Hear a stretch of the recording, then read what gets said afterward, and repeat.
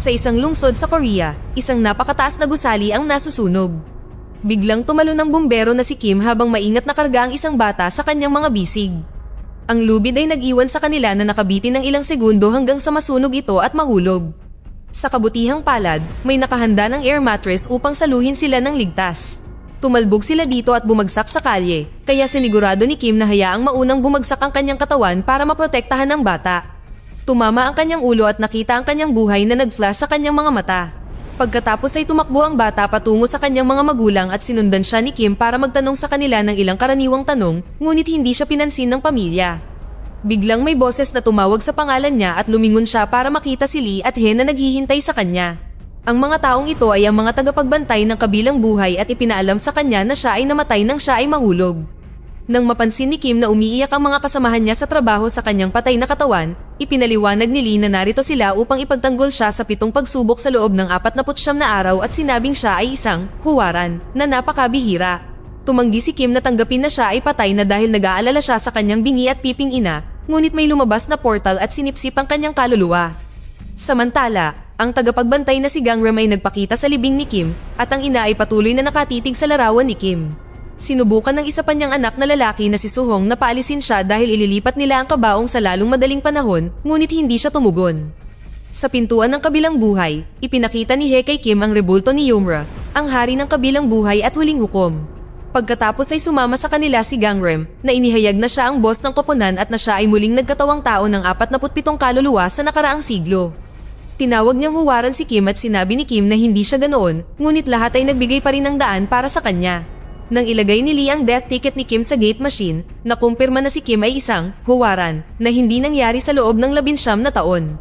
Natanggap niya ang titulong ito dahil namatay siya sa isang marangal na kamatayan upang iligtas ang ibang tao at nangangahulugan ito na napakataas ng kanyang pagkakataon para sa muling pagkakatawang tao.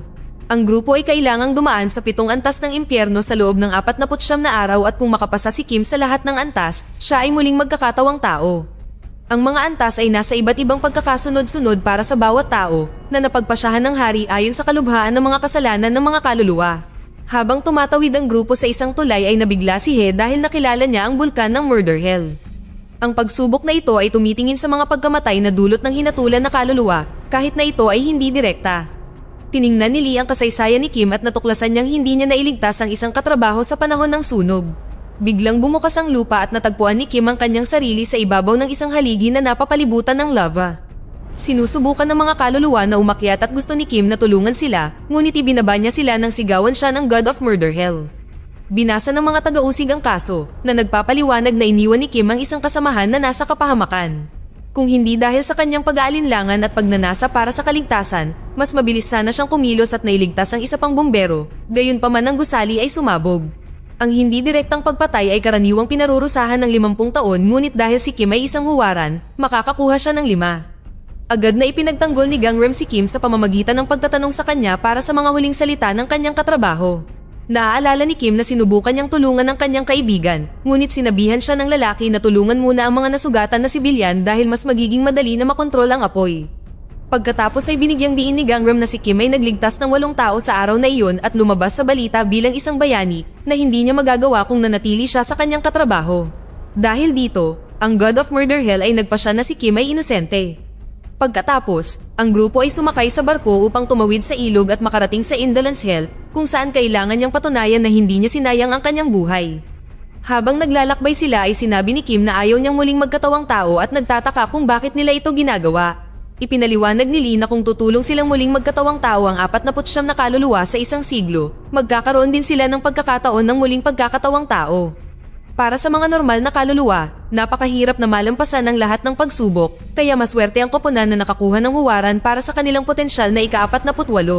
Biglang tumalo ng ilang nakakapangilabot na halimaw mula sa tubig upang subukang salakayin ng bangka, ngunit mabilis silang pinabalik ni Hye sa pamamagitan ng paghampas sa kanila ng kanyang espada habang ipinapaliwanag na ang mga nilalang na ito ay mahilig manguha ng mga kaluluwa. Maaari nilang makita ang mga bagong kaluluwa sa pamamagitan ng pagtingin sa kanilang mga mata. Bago sila dumating, sinabihan ni Gangram si Kim na huwag sasagot ng pabalang sa Goddess of Indolence. Ang Indolence Trial ay nasa isang malaking talon. Nagalok si Lee ng isang magandang talumpati na nagsasabi na si Kim ay hindi kailanman naging tamad.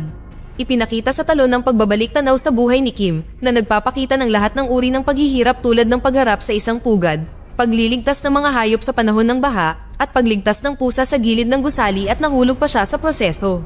Humanga ang Diyosa at nagtanong kung ano ang naging inspirasyon niya para tumulong sa napakaraming tao, kaya sinira ni Kim ang sandali sa pagsasabing ito ay para sa pera. Dahil sa malaking pagkadismaya, ang Diyosa ay nag-activate ng isang mekanismo na magtutulak kay Kim pababa sa talon kung saan ang mga kaluluwa ay kinakain ng mga halimaw ng ilog o dinudurog ng malalaking haligi sa isang isla. Tumalon sina Hye at Gangnam sa tubig upang hawakan ang platform habang si Gangnam ay nagdagdag ng higit pang mga detalye tungkol sa buhay ni Kim. Siya ay lubhang mahirap kaya kailangan din niyang gumawa ng maraming part-time na trabaho sa mga araw na wala siyang pasok, tulad ng paghahatid ng mga gulay at paglilinis. Hindi kailanman nagkaroon ng day off si Kim sa buong buhay niya dahil kailangan niya ng pera para sa mga pagpapagamot na kailangan ng kanyang may sakit na ina at ng kapatid niyang nag-aaral. Sa pag-unawa na si Kim ay hindi kailanman naging makasarili, nakita ng Diyosa na hindi nagkasala si Kim. Sunod ay kailangang tumawid ng grupo sa Blade Forest upang marating ang Deceit Hell na humahatol sa mga kasinungalingan na sinabi ng kaluluwa sa kanyang buhay. Ang mga dahon ay gawa sa mga talim kaya't hindi sila dapat humawak ng anuman, ngunit biglang itinulak ni Gangnam si Kim sa isang puno at agad siyang nahuli ng mga sanga ng talim.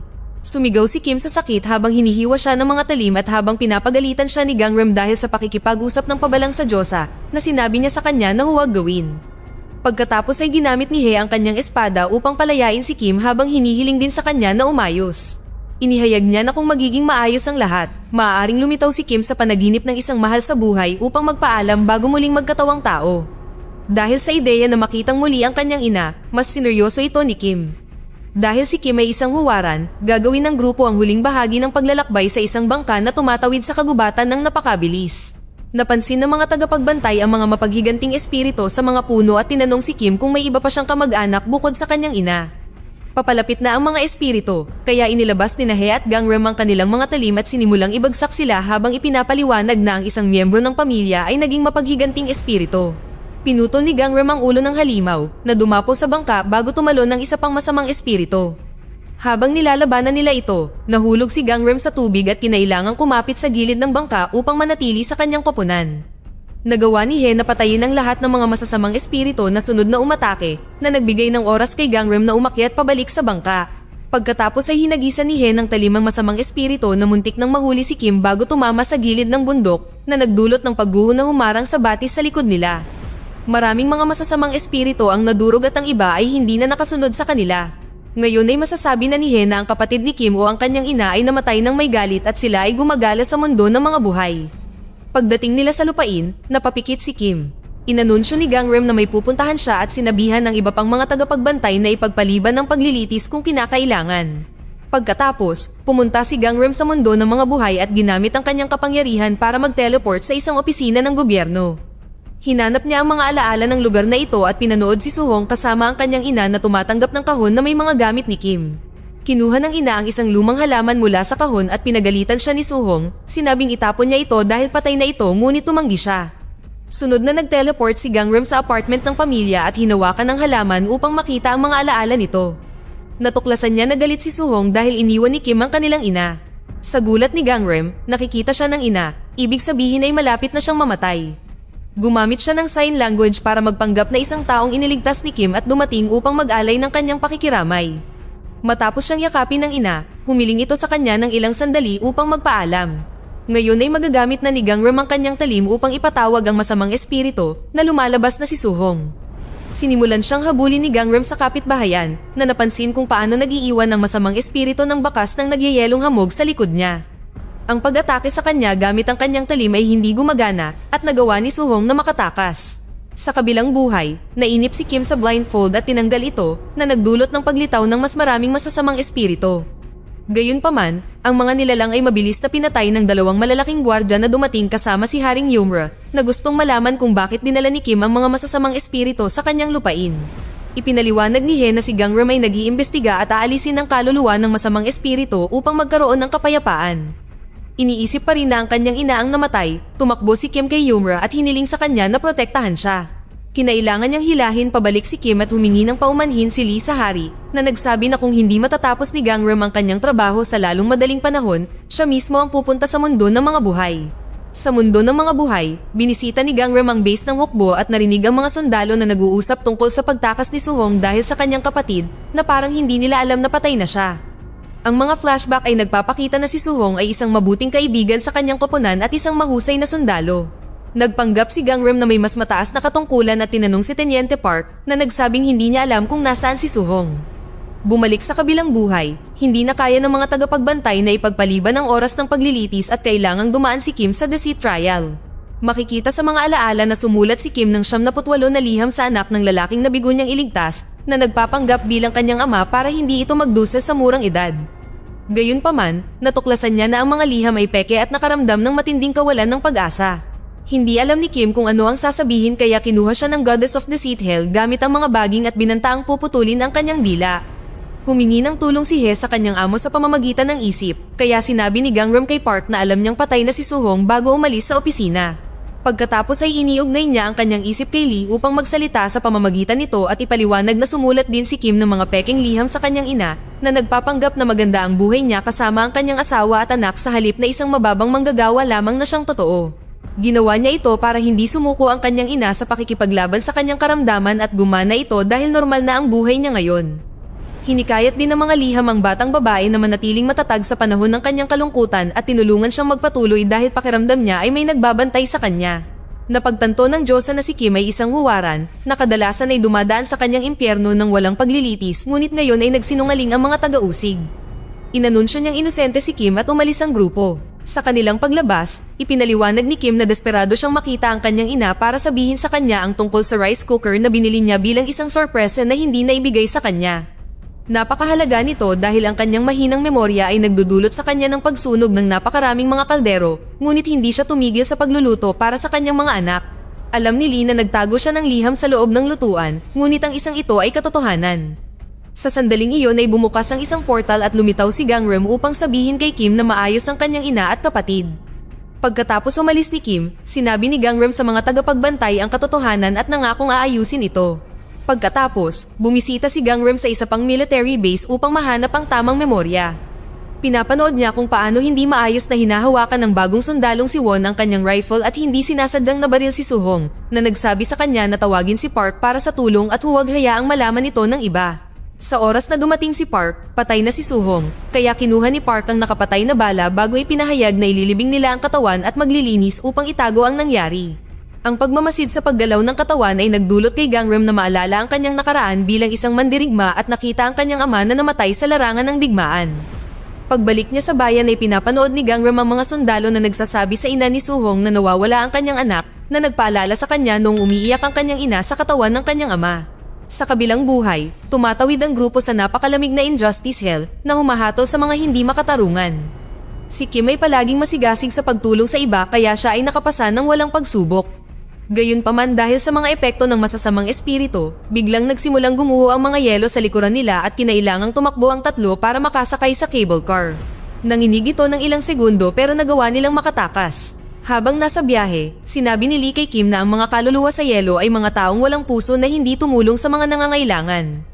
Inihayag din niya na ang mga tagapagbantay ay walang mga alaala mula sa panahon na nabubuhay pa sila maliban kung sila ay mataas ang ranggo tulad ni Gangrem. Habang nag-uusap sila tungkol sa mga alaala, hindi sinasadyang sinabi ni He kay Kim na namatay ang kanyang kapatid. Nang simulan ni Gangrem na hukayin ang katawan ni Suhong, yumanig muli ang sinasakyan nila at naputol ang isang cable. Muntik nang malaglag si Lee pero nahawakan siya ni He sa tamang oras, ngunit nagsimula rin siyang dumulas. Agad na ginamit ni Kim ang sirang cable para umakyat at iligtas ang mga tagapagbantay na sa wakas ay nais niyang muling magkatawang tao para lamang makasama ang kanyang ina dahil nag-iisa ito ngayon. Pagkatapos ay lumitaw si He sa tabi ni Gangrem at pinagalitan siya sa paghuhukay ng katawan sa halip na sirain ito na gumugulo sa mundo ng mga mortal.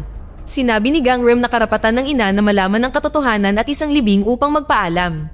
Sa pagbanggit sa mga tuntunin sa kabilang buhay, sinimulan ni He na salakayin si Gangrem gamit ang kanyang talim, ngunit madaling hinarang ni Gangrem ang lahat ng mga galaw at pinabalik si He.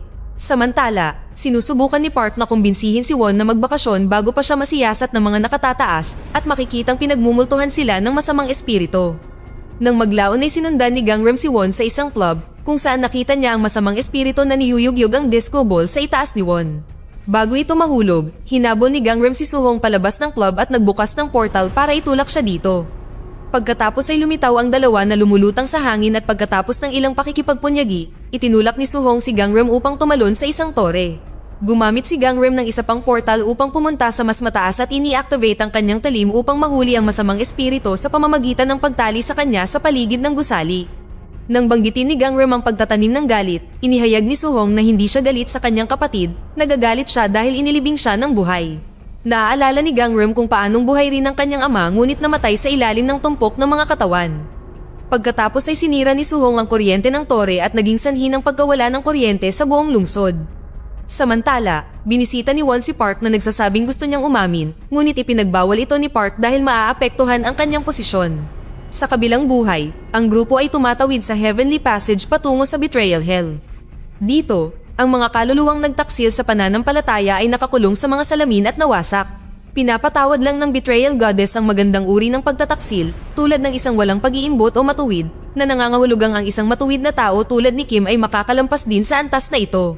Nang makarating sila sa isang malawak na lugar, bumalik si Gangrem at ipinaliwanag na nakalimutan ni Suhong ang tungkol sa kanyang kapatid dahil hindi na binisita ni Kim ang kanyang pamilya pagkatapos ng high school, pinapadalhan lamang niya sila ng pera. Habang nakikiusap si Kim kay Gangrem na huwag sirain ang kaluluwa ng kanyang kapatid, si Won ay nag-iwan ng mapa para sa ina ni Kim na may lokasyon ng katawan. Sa kalaunan ay nakarating ang grupo sa pasukan ng Violence Hell na kilala bilang Vacuum Sinkhole. Ang lalim nito ay nakasalalay sa mga krimen ng kaluluwa. Dahil si Kim ay isang huwaran, hindi ito dapat na masyadong malalim, kaya itinulak siya ni He bago siya sinundan ng mga tagapagbantay. Sa mundo ng mga buhay, nakita ni Gangrem si Won sa kalagitnaan ng pagpapakamatay. Nakita din ito ni Suhong at hiniling kay Gangrem na iligtas siya, nangako na gagawin niya ang anumang hilingin niya bilang kapalit. Sa pag-asang matulungan si Kim, pinuto ni Gangrem ang lubid para iligtas si Won.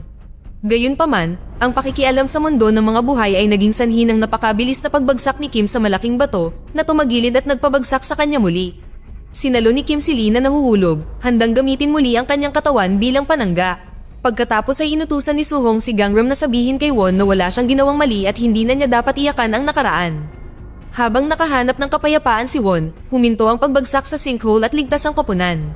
Pagkatapos, niliti si Kim at nalaman na nung siya ay teenager, binugbog niya ang malnourished na si Suhong habang natutulog ang kanilang ina at hindi kailanman humingi ng tawad para dito. Pagkatapos ng away na ito ay tumakas si Kim para hindi na bumalik. Nakita siya ng Diyos ng karahasan na may pagkakasala at ang sahig ay gumuho sa ilalim ni Kim na nagpapakita ng libu-libong kaluluwang nasa kawalan ng pag-asa. Nagbukas siya ng portal para kausapin si Gangrem na kasalukuyang hinuhukay ang katawan ni Suhong. Sinabihan sila ni Gangrem na humiling ng pinagsamang pagsubok kaya ginawa iyon ni Lee. Nangangahulugan ito na kung mapatunayang nagkasala si Kim sa susunod na paglilitis, tatanggap siya ng dobleng parusa at ang kanyang mga tagapagbantay ay aalisan ng mga pribilehyo.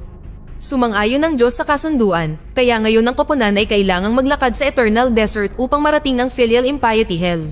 Samantala, sinira ni Gangrem ang katawan ni Suhong kaya hindi na siya masamang espiritu, ngunit kailangang bisitahin ng kaluluwa niya ang kanilang tahanan ng 3 beses bago magpatuloy. Habang naglalakad sila, ipinaliwanag ni Suhong na nagsimula ang away na nakita nila sa paglilitis dahil nagising siya at nadatnan niya si Kim na maglalagay ng unan sa mukha ng kanilang ina. Kasabay nito, nakita ni Lee ang alaalang ito at tinanong si Kim kung sinubukan niyang patayin ang kanyang ina.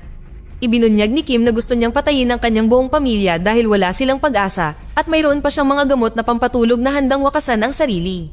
Gayunpaman, hindi niya ito magawa, kaya tumakas siya upang protektahan ang kanyang pamilya at ginugol ang natitirang bahagi ng kanyang buhay sa pagtatrabaho upang makabawi.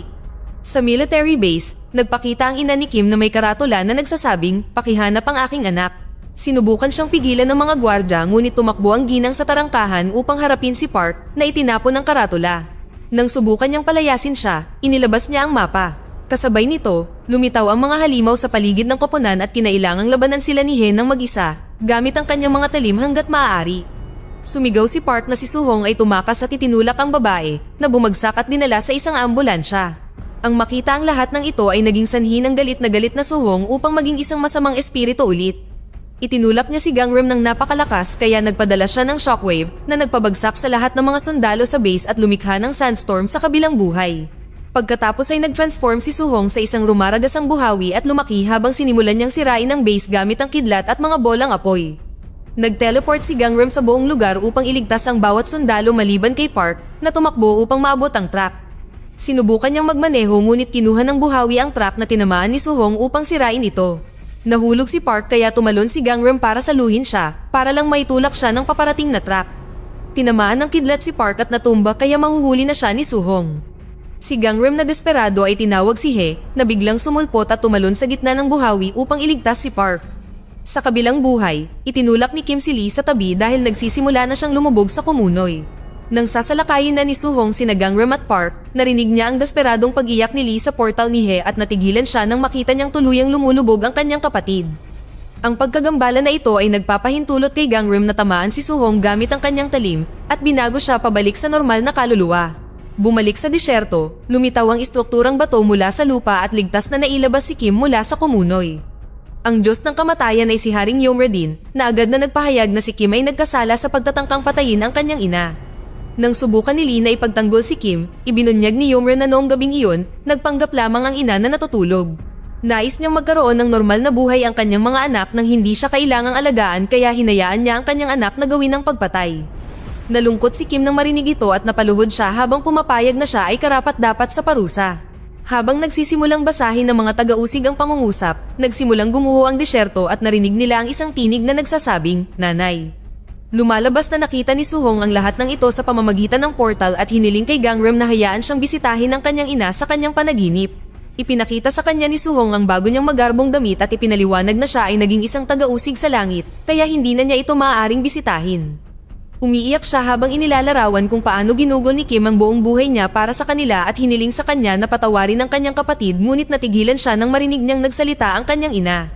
Sinabi niyang walang ginawang masama ang kanyang mga anak at kasalanan niya ang lahat ng kabiguan bilang ina, kaya humingi siya ng tawad bago niyakap ito. Ang panunood ng lahat ng ito ay naging sanhi ng pag-iyak ni Kim. Ipinaliwanag ni Yomre na ang isang kasalanan na pinatawad sa mundo ng mga buhay ay hindi maaaring hatulan sa kabilang buhay na nangangahulugang inosente si Kim at binigyan ng muling pagkakatawang tao. Habang inaabot si Kim ng sinag ng liwanag, nagpasalamat siya kay Lee bago nawala. Sa mundo ng mga buhay, hiniling ni Gangnam kay He na gabayan si Suhong sa kabilang buhay dahil naging huwaran din siya. Nang magsimulang magprotesta si He tungkol sa isang dating masamang espiritu na naging huwaran, napagtanto ni Gangnam na ang He na sumubok na pigilan siya noon ay si Yomre na nakabalat kayo. Nang maglaon sa ospital, nag-iwan si Gangnam ng isang pakete para sa ina ni Kim. Ito ang rice cooker at ang huling sulat ni Kim na umamin sa katotohanan. Gayunpaman, gusto ito ng ginang at ang lumang halaman ay nagsimulang mamukadkad. Sa kabilang buhay, sinabi ni Gangnam sa kanyang koponan na si Suhong ang magiging kanilang ika-49 na muling pagkakatawang tao at pagkatapos ay siya at si He ay naghanda upang labanan ang lahat ng mga bantay sa disyerto upang makipagpulong sa hari. Dito na nagtatapos ang ating kwento. Sana ay nagustuhan nyo. Mag-subscribe na kung hindi ka pa nakasubscribe, pindutin na rin ang notification bell at like button upang matulungan ang channel at mag-iwan na rin ng komento. Maraming salamat sa panonood.